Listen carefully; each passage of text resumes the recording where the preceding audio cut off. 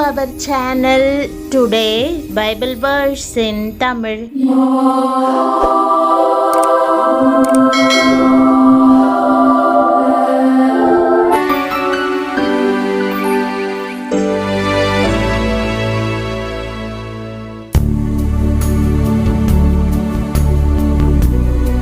இன்றைய வசனம் ஏசாயா 54 அதிகாரம் 3 வசனம்.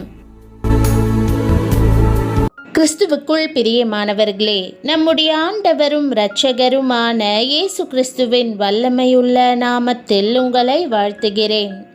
தேவன், நீங்கள் பெருகுவீர்கள், விரிவடைவீர்கள், வாழ்வின் எல்லா பக்கங்களிலும் ஆசீர்வாதங்களை சுதந்திரிப்பீர்கள் என்று வாக்கு கொடுக்கிறார்.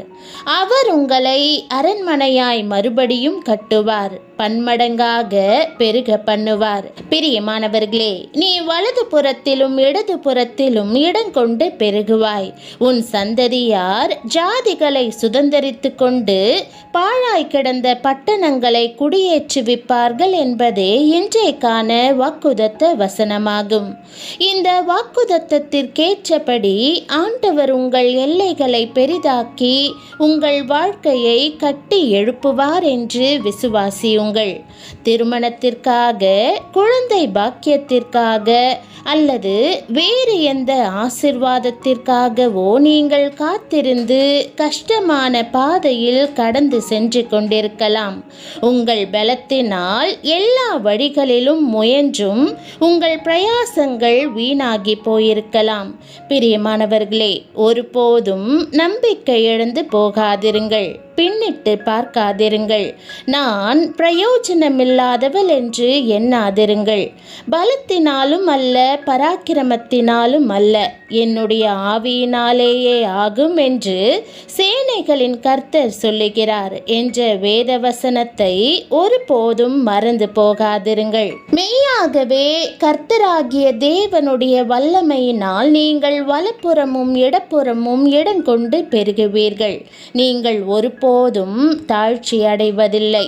தேவனிடமிருந்து பரிபூரண ஆசிர்வாதங்களை பெறுவதற்காக அவருடைய சத்தத்திற்கு கீழ்ப்படிவதற்கு மோசே ஜனங்களுக்கு கற்றுக் கொடுத்ததை உபாகமம் 28:2-7 என்ற பகுதியில் வாசிக்கிறோம். நீ உன் தேவனாகிய கர்த்தரின் சத்தத்துக்கு செவி கொடுக்கும் போது நீ பட்டணத்திலும் ஆசிர்வதிக்கப்பட்டிருப்பாய், வெளியிலும் ஆசிர்வதிக்கப்பட்டிருப்பாய். உன் கர்ப்பத்தின் கனியும் உன் நிலத்தின் கனியும் உன் மாடுகளின் பெருக்கமும் உன் ஆடுகளின் மந்தைகளும் ஆகிய உன் மிருக ஜீவன்களின் பலனும் ஆசிர்வதிக்கப்பட்டிருக்கும். பிரியமானவர்களே, ஆண்டவர் நம் எல்லைகளை விரிவாக்கும் போது நம் வாழ்க்கையை குறித்து பெரிதான எண்ணங்களை கொள்ள நமக்கு தைரியம் கிடைக்கும். இது போன்று உங்களை வர்த்திக்க பண்ணுவதாக இன்றைக்கு தேவன் உங்களுக்கு வாக்கு பண்ணுகிறார். ஆகவே வரப்போகும் ஆசிர்வாதத்தை பெற்றுக்கொள்ள ஆயத்தமாகுங்கள். உங்கள் வீட்டாரையும் வேலை ஸ்தலத்தையும் ஆயத்தம் பண்ணுங்கள். உங்களை பரிசுத்தம் பண்ணிக்கொள்ளுங்கள். தேவனுடைய சத்தத்தை கேட்பதற்கு உங்கள் காதுகள் கவனமாய் இருப்பதாக. பெரிதான காரியங்களை கனவு காணுங்கள். ஆண்டவர் உங்கள் எல்லைகளை பெரிதாக்க இருக்கிறார். தேவன் உங்களை ஆசிர்வதிக்கும் போது நீங்கள் திருப்தி அடைவீர்கள். உங்களுக்கு ஒரு நன்மையும் குறைவுபடாது. கர்த்தர் நீங்கள் பெருகுவீர்கள், விரிவடைவீர்கள் என்றும் வாழ்வின் எல்லா பக்கங்களிலும் ஆசிர்வாதங்களை சுதந்திரிப்பீர்கள் என்றும் வாக்கு பண்ணுகிறார். சங்கீதக்காரன், கர்த்தர் கபடற்றவர்களை காக்கிறார், நான் மெலிந்து போனேன், அவர் என்னை இரட்சித்தார் என்று அறிக்கையிடுகிறான். பாவத்தின், வியாதியின், பிசாசின் பிடியின், துன்மார்க்கரின், எழுப்புகளின், தோல்விகளின் பலவீனங்களின் கட்டுகள் நாம் உயரே எழுந்துவிடாமல் நம்மை தடுக்கின்றன. ஆனாலும் தேவன், நீ என் தாசன், கட்டுகளிலிருந்து நான் உன்னை விடுவிப்பேன் என்று அறிவிக்கிறார். அவருடைய கரம் உங்கள் மேல் வரும்போது கட்டுகள் எல்லாம் மகிழ்ந்து போகும். ஆசீர்வாதத்தின் கதவு திறக்கப்படும். மேலும் கர்த்தர் சொல்லுகிறது என்னவென்றால், இதோ நான் யாக்கோபுடைய கூடாரங்களின் சிறையிருப்பை திருப்பி அவன் வாசஸ்தலங்களுக்கு இரக்கம் செய்வேன். நகரம் தன் மண்மேட்டின் மேல் கட்டப்பட்டு அரமனை முன்போல நிலைப்படும். அவைகளிலிருந்து ஸ்தோத்திரமும் ஆடல் பாடலின் சத்தமும் புறப்படும். அவர்களை வர்த்திக்க பண்ணுவேன். அவர்கள் குறுகி போவதில்லை. அவர்களை மகிமைப்படுத்துவேன். அவர்கள் சிறுமைப்படுவதில்லை. அவர்கள் பிள்ளைகள் முன்போல் இருப்பார்கள். அவர்கள் சபை எனக்கு முன்பாக திடப்படும். அவர்களை ஒடுக்கின யாவரையும் தண்டிப்பேன் என்று உறுதியளிக்கிறார். எவ்வளவு மகிமையான வாக்குதத்தம்! தேவன் உங்களை அரண்மனையைப் போல மறுபடியும் கட்டுவதாக, பெருக பண்ணுவதாக, சந்தோஷத்தாலும் கொண்டாட்டத்தாலும் நிரப்புவதாக கூறுகிறார். அவர் உங்கள் வீட்டை நிலைப்படுத்துவார். ஒடுக்குகிறவர்களை தண்டிப்பார். உங்கள் பிள்ளைகளை கூட்டி சேர்ப்பார். நம் அன்பு தகப்பனுடைய இருதயம் இதுவாகும். அவர் தம் பிள்ளைகளை வர்த்திக்க பண்ண விரும்புகிறார். உன்மேல் அன்பு வைத்து உன்னை ஆசீர்வதித்து உனக்கு கொடுப்பேன் என்று உன் பிதாக்களுக்கு ஆணையிட்டு கொடுத்த தேசத்தில் உன்னை பெருக பண்ணுவேன் என்று கர்த்தர் கூறுகிறார்.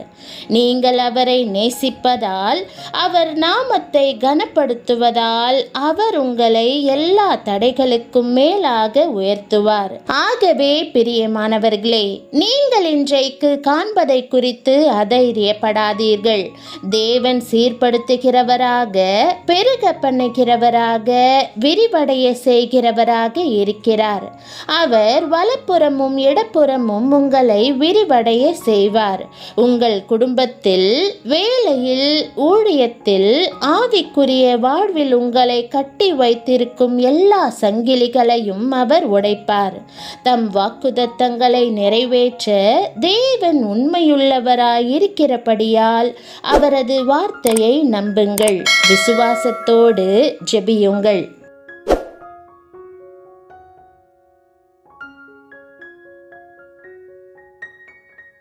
ஜெபம். பரம தகப்பனே, என்னை ஆசீர்வதித்து பெருக பண்ணுவதாக நீர் வாக்கு கொடுப்பதற்காக ஸ்தோத்தரிக்கிறேன். என்னுடைய எல்லைகளை பெரிதாக்குவதாக நீர் வாக்கு கொடுத்திருப்பதற்காக உம்மை ஸ்தோத்தரிக்கிறேன். நீர் வர்த்திக்க பண்ணும் தேவனாய் இருக்கிறீர். உம்மால் கூடாத காரியம் ஒன்றுமில்லை. நான் உம்முடைய பரிபூரணத்தை பெற்று செழிக்கும்படிக்கு என் அடிகளை பெரிதாக்கி அருளும். உம்மேலானதும் எல்லா மனுஷர் மேலானதுமான அன்பில் நானும் என் பிள்ளைகளும் நிலைத்திருக்கும்படி என்னை மென்மேலும் வர்த்திக்க பண்ணும். என் வாழ்வில் உம்முடைய வசனமும் உம்முடைய பிரசன்னமும் உம்முடைய அறிவும் உம்முடைய கிருபையும் தயையும் பெருகுவதாக. எல்லா தடைகளையும் முறித்து போட்டு என்னை நீர் வர்த்திக்க பண்ண வேண்டும் என்று ஜெபிக்கிறேன். எப்பக்கத்திலும் என்னை ஆறுதல் படுத்தி உம்முடைய உச்சிதமான ஆசீர்வாதங்களால் திருப்தியாக்குவீராக. எப்போதும் என் மேல் நினைவாய் இருப்பதற்காக உமக்கு நன்றி. என்னை கட்டி வைத்திருக்கிற எல்லா சங்கிலியையும் உடைத்து என்னை விடுவியும். உம்முடைய தயவினால் என்னை வலப்புறமும் இடப்புறமும் பெருக பண்ணும்.